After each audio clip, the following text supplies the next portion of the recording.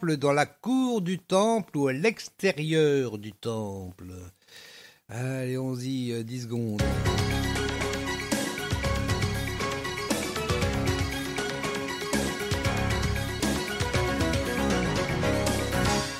Dans la cour du temple. Dans la cour du temple, exactement. Bon, la cour du temple fait partie du temple, malgré tout, hein, mais bon.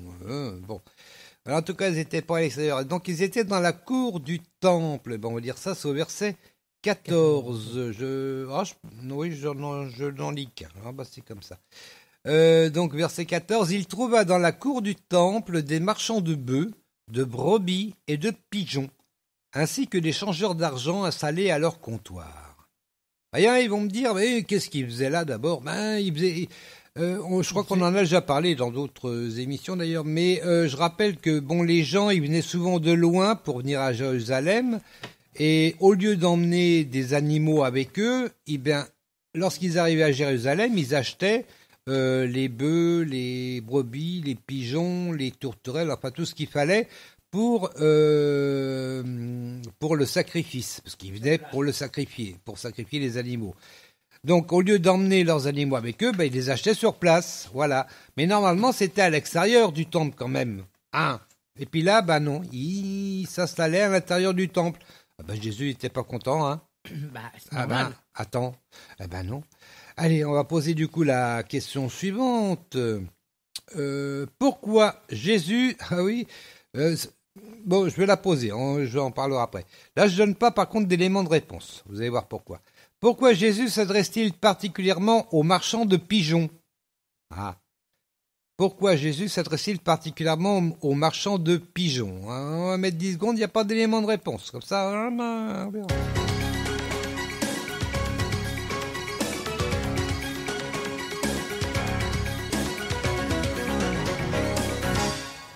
Ôtez-vous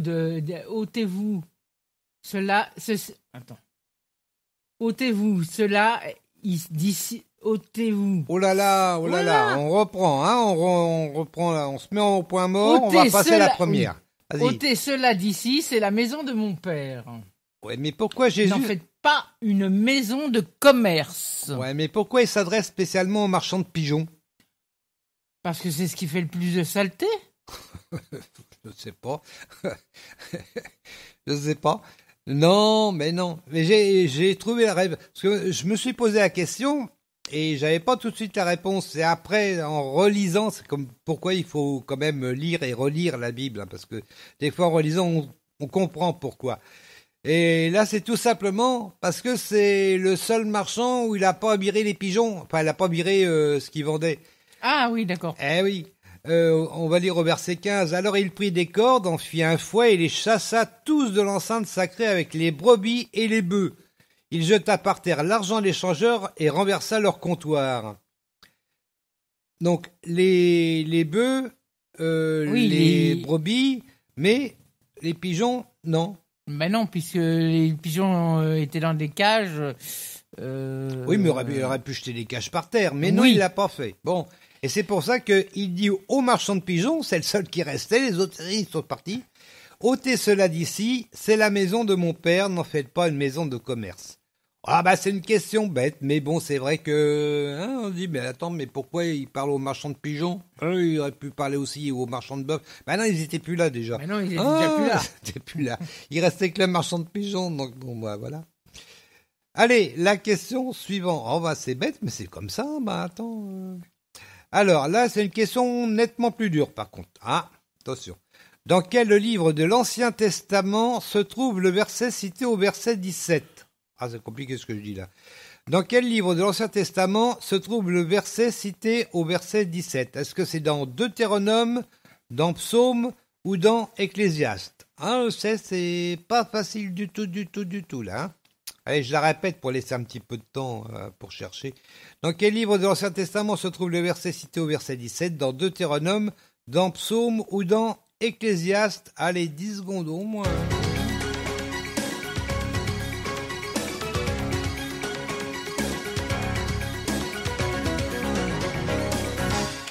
Tu dirais quoi, Tesdon? Dans Psaume. Dans Psaume, Psaume, attends, je viens de le voir, 69-10.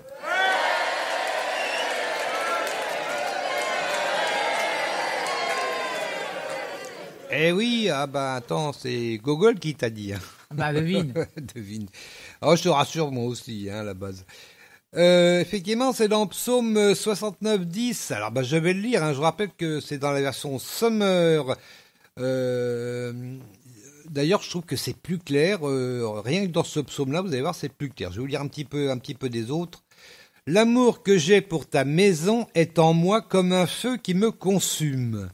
Et les insultes des hommes qui t'insultent sont retombées sur moi. Alors, par exemple, si on prend la traduction œcuménique de la Bible, oui, le zèle pour ta maison m'a dévoré, ils t'insultent et leurs insultes retombent sur moi. Je trouve que c'est déjà Oui, c'est un peu compliqué, là. Ouais, c'est un petit peu déjà. Alors, je vais voir dans la Louis II. Alors par contre, là, j'ai pas compris. Ah oui, c'est 69-11. Ah, d'accord. C'est pour ça que j'ai pas compris. Alors, comment je fais pour avoir l'autre je sais pas. Oui, parce que le 69-10, en fait, correspond au 69-11 dans la Louis II. Donc là, j'ai pris le 69-9 qui correspond donc au 69-10. Ah, il y a des fois, il y a des décalages hein, dans la Bible seconde, c'est pas évident. Alors, dans la Bible seconde, donc, car le zèle de ta maison me dévore et les outrages de ceux qui t'insultent tombent sur moi. Moi, j'avoue que j'ai un petit peu plus de mal à comprendre avec les autres, enfin, au moins la seconde, c'est vrai que j'ai beaucoup de mal. Ah bah, la seconde, la Louis II est beaucoup plus compliquée à lire. Hein. Ah oui, la nouvelle Bible seconde également, c'est « Car la passion jalouse de ta maison me dévore et les outrages de ceux qui t'outragent tombent sur moi. » Bon, la deuxième partie, ça va. Moi, je sais qu'au début, je lisais la Bible sur la Louis II, j'ai eu des problèmes. Hein, oui. Parce que je comprenais pas la moitié de ce que tu disais par rapport à ce que moi, je lisais sur ma Bible. Ben, c'est évident. Enfin, pour moi, c'est évident. Moi, je comprends ce que je lis. C'est déjà pas mal. Hein. Après, comprendre ce qu'il y a derrière le texte, parce que des fois, il y a beaucoup de choses qui sont derrière le texte, il faut comprendre. Et là, c'est encore un autre problème. C'est une autre étape. C'est pas la première chose à faire quand on débute la Bible. Dans la Bible, quand on n'a jamais lu la Bible, d'abord, on la lit. Bon, on la lit comme déjà, un roman. On la lit une première fois et voilà, après... comme des livres d'histoire, etc. C'est déjà très intéressant. Puis après, bon, on relit. Et puis il y a des choses qui viennent, hein, qu'on comprend, qui sont derrière, qui. Puis de nos jours, quand on comprend pas, on a toujours Internet pour pouvoir nous aider dans nos recherches. Des fois, ça aide. Bon, après, il faut faire attention aussi. Il faut faire attention à ce que dans ce que tu vas chercher. Et quand surtout, même. faites très attention sur ceux qui se disent pasteurs ou ceci ou cela sur Facebook, voire même sur Twitter. Il y en a, ils disent absolument n'importe quoi. Hein. Exemple, celui qui disait que le vin, c'était pas du vin, mais du jus de fruits. Moi, je suis désolé. Moi, je sais hein. que personnellement, quand je fais des recherches, je pose des questions bien précises. Et voilà, il faut déjà poser les questions les plus précises, puis regarder d'où vient le site, hein, de quelle origine est le site, hein, et puis c'est tout. C'est déjà pas mal. Hein. Déjà, c'est vrai que l'origine du site, ça aide à savoir si ça va être bon ou pas bon. Ensuite, vous lisez ce qu'ils disent, hein, pour pas être obtus non plus, hein. Mais faites attention quand même, hein. Surtout si vous êtes nouveau chrétien, il faut faire attention quand même, hein, parce que bon. Voilà. Eh ben, on en est où donc du coup? On en est au verset 18, mon chéri. Eh ben oui, et puis je l'ai pas lu d'ailleurs, parce que j'ai Non, lu donc non. dans la. On Dans en est au verset 17, puisque tu n'as pas lu le verset 17. Voilà, exactement. J'ai lu dans les psaumes, mais j'ai pas lu dans la version de Jean. Alors donc, au verset 17, il est dit, les disciples se souvinrent alors de ce passage de l'Écriture. L'amour que j'ai pour ta maison, ô Dieu, est en moi un feu qui me consume. Alors on voit que c'est à peu près la première partie hein, de ce qu'on a lu dans le psaume 69, hein, je vais le répéter. L'amour que j'ai pour ta maison est en moi comme un feu qui me consume. Vous voyez, c'est quasiment identique. Et puis il y a juste ce qui est ensuite dans le psaume, et les insultes des hommes qui t'insultent sont retombés sur moi. Voilà, et c'est vrai que quand on est avec Jésus, ceux qui insultent Jésus, ça nous met très mal à l'aise, hein, beaucoup plus qu'avant qu'on soit chrétien. Moi je dis ça. Bon, je dis rien. Je dis ça parce que bon, c'est vrai qu'il y a eu un problème sur France Inter, un monsieur qui a dit des choses pas très gentilles sur Jésus. Oui. Sous le couvert du rire. Mais bon. Je trouve que la foi n'est pas une partie comique. Ben non, pas bon. Après, est-ce qu'on peut rire de tout? C'est toujours les questions qui reviennent. Hein. Est-ce qu'on peut rire de tout? On va pas revenir dessus, après, on va pas repolémiquer dessus. Ouais, mais non. personnellement, je n'ai pas apprécié. Mais voilà, c'est vrai que les chrétiens qui ont entendu ça, ils ont eu un petit coup. Puis c'est normal, hein. Ça, c'est normal que ça vous fasse. Si ça vous faisait rien, à la limite, ça serait peut-être pas normal. On se poserait des questions quand même. On pourrait se poser des questions. Posez-vous d'ailleurs des questions si ça vous fait rien du tout. Bon, après, il faut mettre peut-être au second plan. Il faut dire qu'ils sont pas croyants. Faut prendre au second degré, mais bon. Bon, ben, ils sont pas croyants. C'est pas évident. Ça serait un croyant qui dirait ça, bon, là, ça serait grave.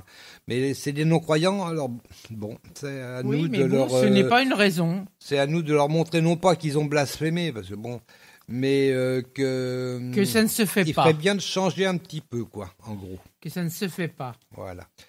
Mais bon. Et pas taper toujours sur les mêmes. Oui, c'est surtout ça, oui, en plus. Je dis pas que c'est surtout ça, mais c'est vrai que c'est en plus, toujours les mêmes qui prennent. Enfin, ouais. Bon, je vais le lire, Bah non, je l'ai lu, hein, le verset. Tu l'as lu? Oui, je l'ai lu, Faut que tu poses ta question. 17. On en est au verset 18. Voilà, déjà. Oh, bah dis donc, ça va vite. Hein. C'est la 15e question. Alors, en combien de temps Jésus dit pouvoir reconstruire le temple? En combien de temps Jésus dit pouvoir reconstruire le temple? Est-ce que c'est 3 jours, 3 semaines ou 3 mois? Allez, 10 secondes.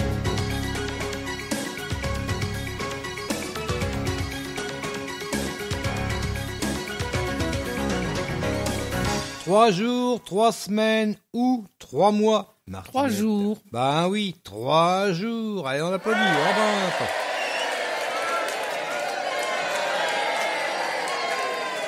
Eh oui, c'est 3 jours. Donc ça, c'est au verset 19. On va lire donc le verset 18 et 19. Attends.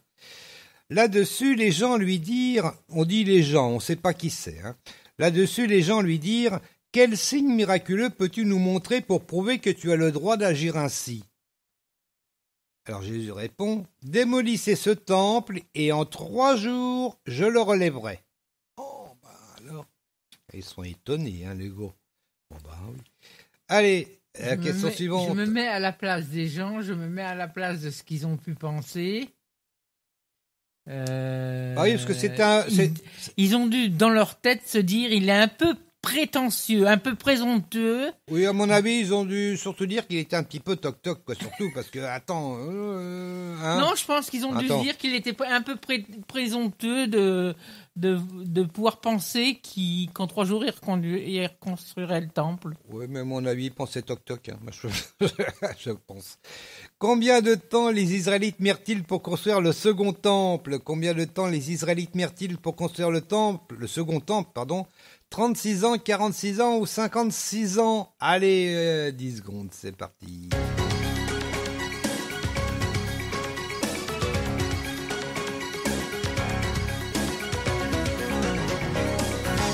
46 ans. 46 ans, exactement. Oui, c'est pour ça. Attends, il dit toc-toc. Attends, on peut pas construire un temple en 3 jours? Ah, attends. Même si les Chinois vont construire un hôpital en 10 jours. Ça, ils sont forts, hein, quand même, les Chinois. Moi, je le dis. Ils n'ont pas trop de choix, hein, là. Hein. Non, mais bon, quand même, construire un hôpital en 10 jours, nous, on mettrait au moins 10 ans. Peut-être pas quand même, mais bon. Avec avec la technologie qu'ils ont... Ouais, mais oui, puis ils ont des bras surtout aussi. Ils ont des bras et de la technologie. Hein. Voilà, mais c'est bien, 10 jours pour construire un hôpital, c'est bien. Pour 1000 lits en plus, ça fait beaucoup, 1000 lits. Hein. Mais c'est très bien pour eux. Hein. Oh, bah ouais. Bah c'est ce qu'il faut, hein. Ils sont courageux. Moi je trouve que les Chinois on peut leur reprocher, c'est vrai, des tas de choses. Bon, c'est vrai, côté chrétien. Mais ils sont courageux. On est embêtés, mais c'est vrai que c'est un peuple courageux qui ont quand même traversé des périodes particulièrement difficiles. Alors bon, voilà. Allez, on va dire ça, donc c'est au verset 20, on va pas s'attarder sur le sujet. Hein. 20 donc, alors... Donc il dit, Jésus dit, donc démolissez ce temple et en 3 jours je le relèverai. Comment, répondirent-ils, il a fallu 46 ans pour reconstruire le temple et toi tu serais capable de le relever en 3 jours? Mais en parlant du temple, Jésus faisait allusion à son propre corps. Voilà, mais ça ils ne le savaient pas les gens. C'est pour ça qu'ils ont dû dire qu'il est toc-toc. Parce que bon, quand même, attends. Voilà. Toc, toc. J'aime bien l'expression, moi, en bas. Allez, on arrive à la